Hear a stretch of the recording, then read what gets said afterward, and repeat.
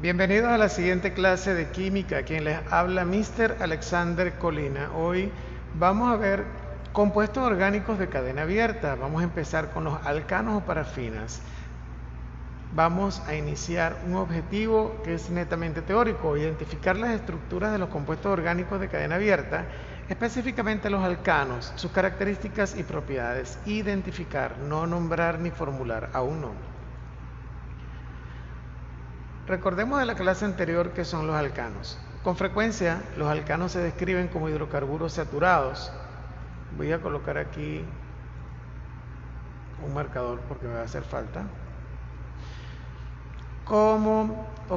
Hidrocarburos saturados. Hidrocarburos porque solo contienen carbono e hidrógeno, ¿no? Saturados porque solo tienen enlaces sencillos, carbono-carbono y carbono-hidrógeno. Por lo tanto, al tener enlaces sencillos van a contener el máximo número posible de hidrógenos por carbono. Tienen la fórmula general CN2N más 2, ahí falta un más, donde N es un número entero, el número de carbono. Ocasionalmente los alcanos también se les conocen como compuestos alifáticos, un nombre derivado de la palabra griega alephas, que significa grasa, porque muchos de ellos son grasas, pero cuando ya tienen más de 18, 20 átomos de carbono. Ahora bien, un alcano puede representarse arbitrariamente de varias maneras. Por ejemplo, en la cadena recta, el alcano con 4 carbonos llamado butano puede representarse por cualquiera de las estructuras que vamos a mostrar ahora acá. El butano. But, de lo que vimos en la clase anterior, es de 4. La terminación ano es para los alcanos, butano. 4 átomos de carbono en una fórmula totalmente desarrollada sería esta que tenemos aquí. Fíjense que todos los enlaces son sencillos, todos son sencillos. Por eso alcanzan el mayor número de hidrógenos posible que pueden tener. Si yo un carbono de estos lo enlazo a otro con un enlace doble, ya pierde hidrógenos, porque no puede tener más de 4 enlaces, pues esa es su valencia, es tetravalente, no puede tener más. Entonces, esa es una forma. La otra forma es cuando notamos que entre ellos hay ángulos. Los que hicieron la maqueta del butano tienen que saber que tridimensionalmente ella no es lineal, ella forman ángulos, ¿no? Y los hidrógenos entre carbono también forman ángulos. Hay una fórmula tridimensional que dice que uno de estos está en el plano de la pantalla, otro está en el plano trasero de la pantalla y el otro está en el plano delantero de la pantalla, como si nosotros lo pudiéramos tocar. Bien, pero esta es otra forma de representarlo. La fórmula semidesarrollada, que es una de las más comunes para utilizar, la semidesarrollada, esta que tenemos acá, 4 átomos de carbono indicando los hidrógenos que tiene, con los enlaces simples o sin los enlaces simples, o sea que también es válido representarlo de esta manera, no está mal, ¿ya? E incluso si se repite un grupo, en este caso los CH2, los puedo agrupar con un paréntesis y colocarle un subíndice 2 aquí para decir, mira, se me repite 2 veces, como de hecho aparece aquí en esta figura. Esas son maneras de representar a los alcanos, son formas de hacerlo, ¿ok? Es válida.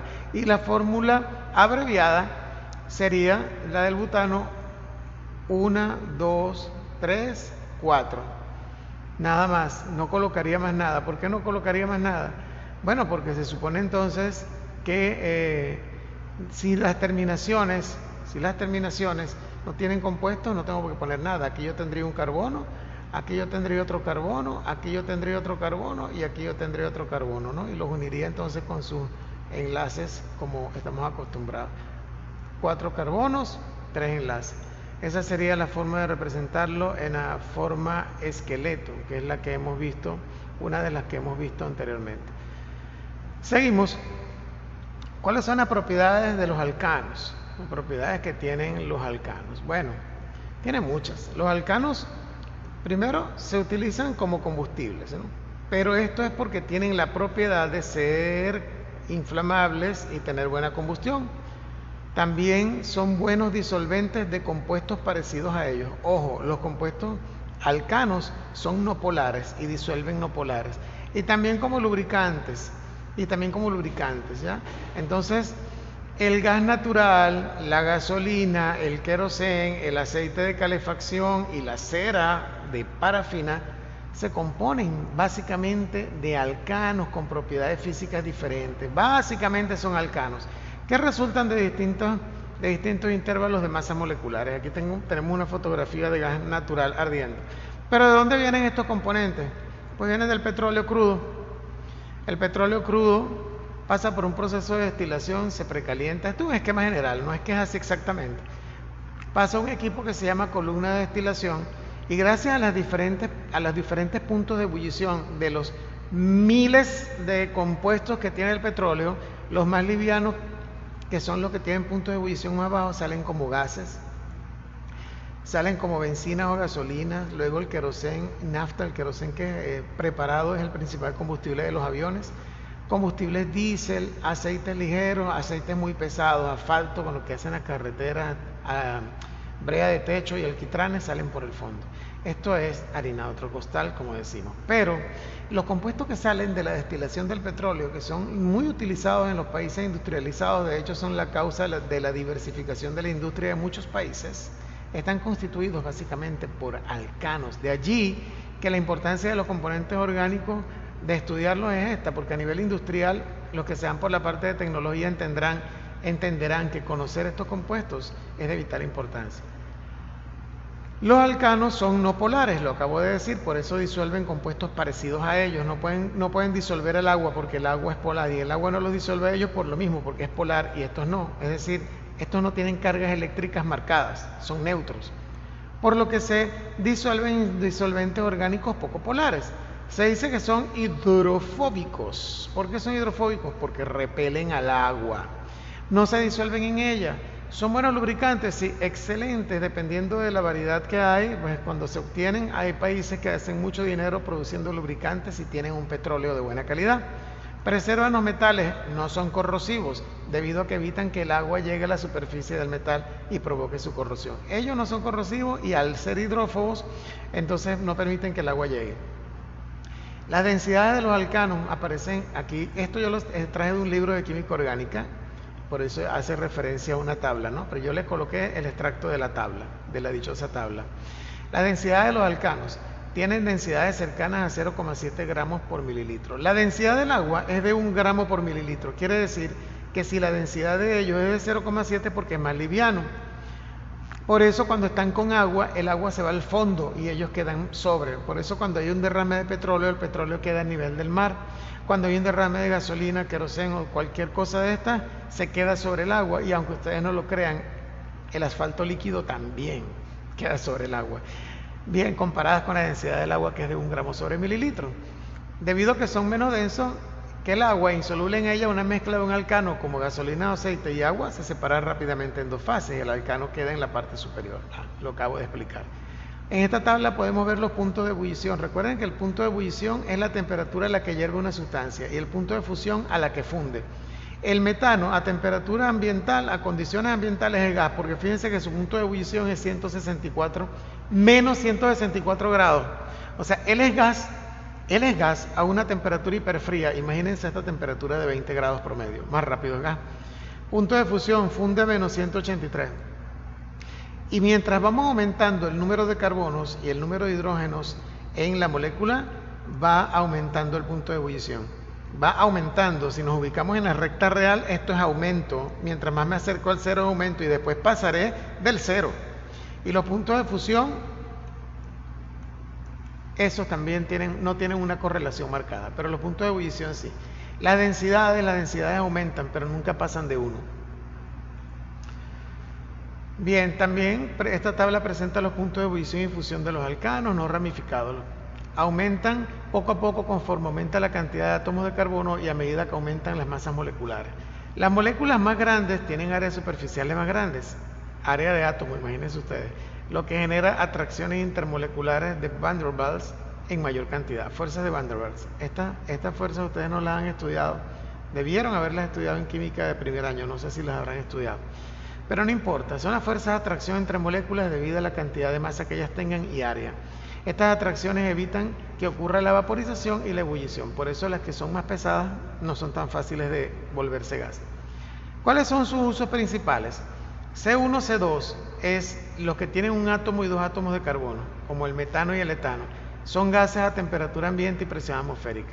Son difíciles de licuar, es decir, son difíciles de volver líquidos. Para volverlos líquidos hay que bajar la temperatura tremendamente, por lo que generalmente se manejan como gases comprimidos. Sin embargo, después de enfriarlos hasta temperaturas criogénicas, es decir, muy bajas, se vuelven líquidos. El propano y el butano, C3, C4, también son gases a temperatura y presión ambiente, pero se licúan más fácilmente a esta temperatura y a presiones moderadas. Por lo tanto, estos son los que con frecuencia nosotros los tenemos en cilindros de relativa baja presión, que se conocen como gas licuado. Es lo que quemamos en las cocinas.